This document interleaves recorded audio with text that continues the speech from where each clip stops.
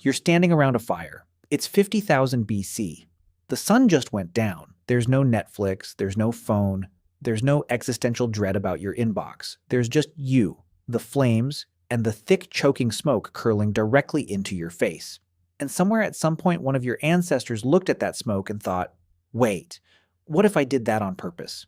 This is the story of how humans discovered smoking. Not cigarettes, not cigars, not the guy outside the office who you always end up talking to for too long.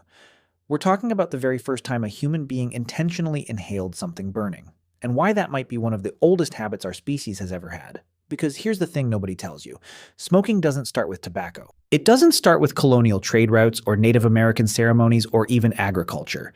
The desire to inhale smoke might be hardwired into us on a level so deep it predates civilization entirely. And the evidence for this is genuinely insane. Let's start with fire. Because before you can smoke anything, you need fire. And fire has been part of the human story for a very, very long time. The oldest confirmed evidence of controlled fire used by our ancestors dates back roughly 1 million years from a site called Wonderwork Cave in South Africa.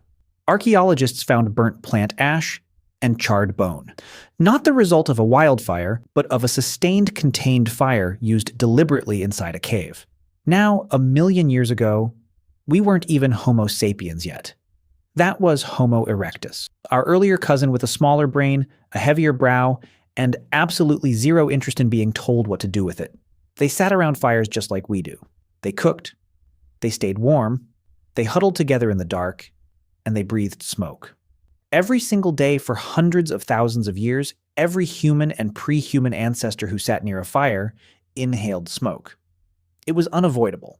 It was constant. It was basically the original air quality situation, and nobody had an app to check it. But here's where it gets interesting. Some of that smoke wasn't just wood smoke. When you burn organic matter, you don't just get carbon dioxide and water vapor. You get a cocktail of compounds depending on what you're burning. Some plants, when combusted, release psychoactive chemicals, alkaloids, terpenes, compounds that interact with the human nervous system in ways that are, let's say, noticeable. In other words, some of our ancestors were absolutely accidentally getting high around the campfire, and they had no idea why they felt amazing. This isn't a fringe theory. Researchers have proposed for decades that early humans living in forested environments would have regularly been exposed to the smoke of psychoactive plants like cannabis, Nicotiana species, and various entheogens that grow naturally across Africa, Europe, and Asia. The human brain, it turns out, has receptors that respond to cannabinoids. These receptors didn't evolve because of cannabis. They're part of our endocannabinoid system, which regulates everything from mood to memory to appetite. But the fact that they exist means that when a human first inhaled smoke from a burning cannabis plant, their brain wasn't confused. Their brain was like, oh, hello, I've been waiting for you. And that moment, that first accidental hit of psychoactive smoke around a prehistoric campfire, might be the true origin of smoking. Not a decision, not a plan, just a very pleasant accident repeated enough times that someone eventually thought to recreate it on purpose. Think about that for a second. The entire multi-trillion-dollar global tobacco industry, the centuries of ritual, the shamanic traditions, the medical practices, the social customs, all of it may have started because a tired hunter sat downwind of the wrong bush and had a really unexpectedly great evening. History is sometimes beautiful in the most absurd ways. Now, here's where we have to be careful about timelines, because ancient humans smoked things, and ancient humans intentionally cultivated things to smoke are very different claims. Let's talk about what the archaeology actually tells us. The oldest direct evidence of intentional cannabis use, meaning burned cannabis seeds, found in a context suggesting deliberate inhalation, comes from a burial site in the Pamir Mountains of Central Asia, dating to around 500 BC. Excavators found wooden braziers containing stones that had been superheated alongside residue from cannabis plants with unusually high THC content. This wasn't wild cannabis used for rope or seeds. This was the good stuff. And it was placed directly in a ritual burial context, 500 BC. That's roughly 2,500 years ago. But here's the question that should be sitting in the back of your mind. Does the absence of older physical evidence mean it didn't happen earlier? Or does it just mean we haven't found it yet? because organic material, seeds, leaves, plant fiber almost never survives thousands of years in the ground. We find stone tools from 3 million years ago because stone is basically indestructible. But a wooden pipe filled with dried herbs that's gone in a few centuries under normal burial conditions. A leather pouch of cannabis dissolved back into the earth long before any archaeologist ever showed up with a trowel. So the absence of evidence in this case is absolutely not the evidence of absence. There is also the Herodotus problem. Herodotus, the ancient Greek historian writing in the 5th century BC, described in remarkable detail the Scythians, a nomadic people from the Eurasian steppe, performing what he called a vapor bath. They would set up small enclosed tents, heat stones until they glowed, and throw hemp seeds onto those stones, then sit inside the tent inhaling the smoke, and, as Herodotus wrote, howling with pleasure. For centuries, historians assumed he was exaggerating or misunderstanding what he saw. Then archaeologists started excavating Scythian burial mounds and finding, you guessed it, bronze braziers, heated stones, and hemp residue. Exactly what Herodotus described. The man was just reporting what he saw. He wasn't embellishing. He was, if anything, underselling it. Let's talk about tobacco because it's the one most people actually associate with smoking. Tobacco is a plant in the genus Nicotiana, and it's native to the Americas. That matters enormously because it means tobacco was completely unknown to Old World civilizations, Europe, Africa, Asia, until contact with the Americas in the late 15th century. When European explorers arrived in the Caribbean in 1492, they immediately noticed indigenous people doing something strange. Columbus himself wrote in his journal about seeing men and women walking around with small glowing sticks, inhaling the smoke from burning dried leaves, and letting it back out through their noses and mouths. His crew was baffled. His crew also, within weeks, tried it themselves, because of course they did. But tobacco use in the Americas is far, far older than 1492. Archaeological evidence of tobacco, specifically chemical residues in ancient pipes, has been found dating back to at least 3,500 years ago in the southeastern United States. Some researchers believe it could go back considerably further, possibly 10,000 years or more, tied to the development of cultivation in the Amazon basin. And here's the thing about tobacco in ancient America. It was not recreational. Not primarily, it was sacred. Tobacco was used in healing rituals, in communication with the spirit world, in binding agreements between tribes. Blowing smoke on someone was an act of blessing, of connection, of respect. A shaman who smoked wasn't having a casual cigarette break. He was opening a channel between the living and the divine. The smoke itself was considered a living carrier, a messenger that traveled between worlds, carrying prayers upward and bringing visions downward. That framing matters. It explains why tobacco use was so disciplined, so ritualized, so controlled in many indigenous cultures for thousands of years. When something is sacred, you treat it with reverence. You don't chain smoke it while watching TV. The idea of tobacco as a casual everyday habit, something you do on a lunch break or while waiting for the bus, is an almost entirely European invention, and a fairly recent one at that. Now, let's go back even further because there's a piece of this story that most people have never heard, and it might be the oldest evidence of intentional smoking in the entire archaeological record. In 2019, researchers made a remarkable discovery at a site in the Great Salt Lake Desert in Utah. They found a hearth, a cooking and heating fire, roughly 12,000 years old, containing the seeds of Nicotiana attenuata, a wild tobacco species native to North America. These weren't seeds that had accidentally blown into the fire. They were concentrated, present in a way that suggested deliberate placement. The site predates any known pottery or pipe artifacts in the region by thousands of years. This pushed back the possible timeline of tobacco use in the Americas by a significant margin, and it raised a genuinely fascinating question. If people were throwing tobacco into fires 12,000 years ago, whether to inhale the smoke or for ritual purposes or both, what were people in other parts of the world doing with their local psychoactive plants at the same time? Because 12,000 years ago, humans were everywhere. They were in Africa, in Asia, in Europe, in Australia. And the human desire to alter consciousness, to seek out altered mental states, that is not an American phenomenon. That is a human phenomenon. Let me throw something at you that might sound wild, but is taken seriously by respected anthropologists: the intoxication hypothesis. The basic argument goes like this. Across virtually every human culture ever documented, people have sought out ways to alter their consciousness. They've drunk fermented beverages, eaten psychedelic mushrooms, inhaled smoke, chewed plant leaves, and swallowed seeds. This behavior is so universal, so persistent, and so independent across cultures that some researchers believe it isn't accidental. Ronald Siegel, a psychopharmacologist at UCLA, proposed in the 1980s that the pursuit of intoxication is a fourth drive alongside hunger, thirst, and sex that is biologically embedded in animal behavior, not just human behavior. Elephants deliberately seek out fermented marula fruit. Reindeer in Siberia have been observed eating Amanita muscaria mushrooms and then drinking the urine of other reindeer who ate the mushrooms because the psychoactive compounds pass through intact. Reindeer doing drug recycling in Siberia. Honestly, respect.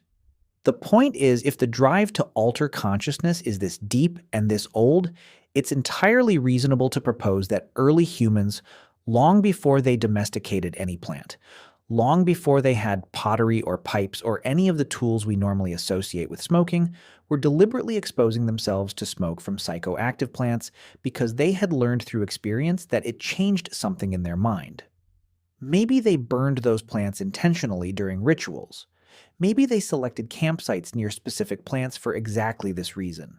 Maybe they learned which smoke made you feel good and which made you feel like you were dying, which with some plants is a distinction that kills you once before you figure it out. This is trial and error, prehistoric style, very high stakes, occasionally literally fatal. But the ones who survived, they remembered. They told others, they passed it down through generations of knowledge that never got written, but got lived. That's how most human knowledge worked for most of human history. Not libraries, not schools, lived experience passed mouth to ear around a fire in the dark. Let's also talk about something that rarely comes up in this conversation: smoking as medicine. Long before smoking was recreational, long before it was spiritual, it may have been medical. The Ebers Papyrus, one of the oldest known medical documents in the world, dates to ancient Egypt around 1550 BC. It describes treatments involving the inhalation of smoke from heated herbs, specifically for conditions affecting the throat and lungs. This is wildly counterintuitive from a modern perspective. You're telling me the ancient Egyptians treated lung problems by inhaling smoke? Yes. Yes, they were. And while that seems insane, it's worth noting that the specific herbs they used, including henbane and various aromatics, do have genuine pharmacological properties when inhaled. The ancient Greeks used fumigation, therapeutic smoke, regularly. Hippocrates, the guy you take an oath named after if you become a doctor, wrote about the inhalation of herbal vapors to treat diseases of the lungs and other conditions. The thinking wasn't crazy by the standards of the time. Smoke reaches the lungs directly, so if the plant has medicinal properties, delivering it via smoke makes a certain logical sense. The lungs as a delivery mechanism. Inhaled medicine. We still do this today with asthma inhalers and anesthetic gases and nebulizers. The delivery method survived. The burning part, thankfully, mostly didn't. Ancient Indian Ayurvedic medicine, dating back over 3,000 years, describes a practice called dhumapana, literally smoke drinking, involving the inhalation of medicinal herbs through pipes. The texts describe specific plants, specific conditions. This wasn't casual or improvised. It was a sophisticated medical system with detailed protocols and centuries of refinement behind it. Across ancient China, ancient Mesopotamia, ancient Greece, ancient India, in virtually every early civilization on record, there is evidence of people inhaling smoke deliberately for therapeutic purposes as a recognized medical practice. Not because they were addicted, not because they thought it was cool, because it worked, or at least it worked sometimes. Or at least it worked enough times that they kept doing it. And in a world without antibiotics, without surgery, without any of the tools modern medicine takes for granted, works sometimes was a pretty meaningful bar to clear. There's another angle to this story that doesn't get enough attention, and it has to do with social bonding. Humans are deeply social animals. We evolved in groups, and group cohesion, the ability of a group to stay together, trust each other, act in coordination, was literally a matter of life and death for most of our evolutionary history. Isolated individuals died. Groups survived. Anything that enhanced social bonding had genuine survival value. And shared rituals, including shared consumption of psychoactive substances, are extraordinarily powerful tools for social cohesion. When a group of people undergo a shared altered experience together, it creates a sense of connection, of trust, of mutual understanding that is very hard to replicate any other way. Modern neuroscience has confirmed this. Shared rituals synchronize neural activity, increase trust, and deepen group identity in measurable, documented ways. So, when a group of ancients sat together in a closed space breathing in smoke from burning cannabis or other herbs and collectively entered an altered state, that wasn't just recreational. That was social technology. That was how you built the kind of deep trust and group cohesion that let you go into dangerous situations together and come back alive. The ritual smoke circle wasn't just a party.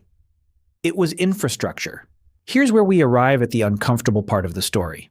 The transition from sacred smoke to casual habit is historically an absolute disaster. When tobacco arrived in Europe in the 16th century, it spread with a speed that should remind you of something.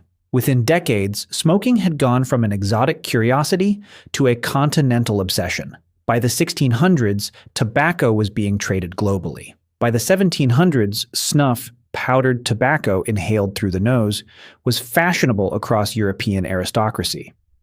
By the 1800s, cigars were everywhere. By the early 1900s, the industrially manufactured cigarette had been invented, making tobacco consumption cheaper, more convenient, and more addictive than anything that had come before. What had taken Indigenous Americans thousands of years to incorporate into a measured, ritualistic, deeply cultural practice was, in the hands of European industrialists, turned into a mass-market consumer product within 4 centuries. The tobacco industry in the 20th century then spent decades and billions of dollars suppressing the evidence that cigarettes caused cancer, evidence their own scientists had compiled internally. They marketed cigarettes to children. They hired doctors to endorse their products.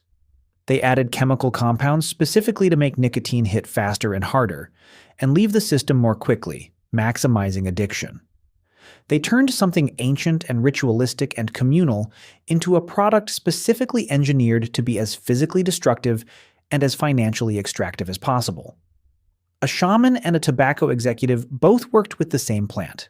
They had almost nothing else in common.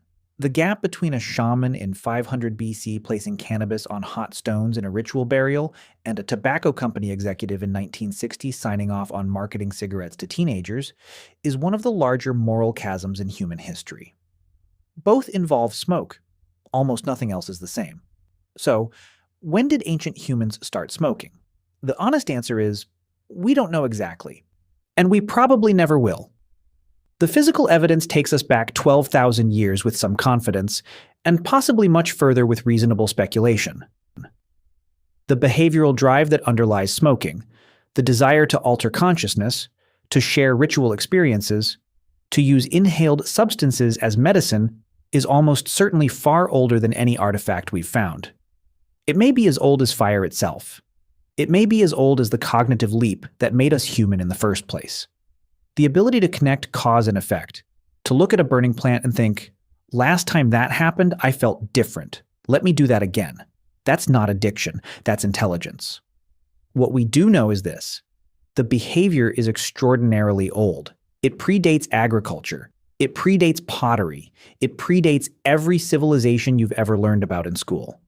What is absolutely clear is that by the time the historical record begins in every corner of the world where humans lived, they were already finding ways to put smoke into their bodies. The specific plants changed, the rituals changed, the purposes changed, but the behavior was already ancient by the time anyone thought to write it down. There's something almost poetic about that. For all the things that separate modern humans from our ancestors, the technology, the medicine, the internet, the truly baffling amount of content we consume every day, there are these thin threads of continuity that run unbroken through 100,000 years of human experience. Fire, smoke, breath.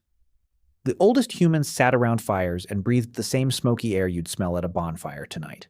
Some of them, at some point, started paying attention to what that smoke was doing to them. And then they started choosing it. And then they started passing that choice down to their children and their children's children, and eventually to the Scythians howling with pleasure in their tents, and the Egyptian physicians prescribing henbane, and the Mayan shamans reading visions in the rising smoke, and the Taino people on a Caribbean beach watching confused Europeans try tobacco for the first time and cough until their eyes watered. Either way, next time you flip a light switch, or sit around a Essie summer fire, or catch a whiff of wood smoke on a cold night, you're participating in something far older than you realize. You're doing what humans have always done. You're breathing.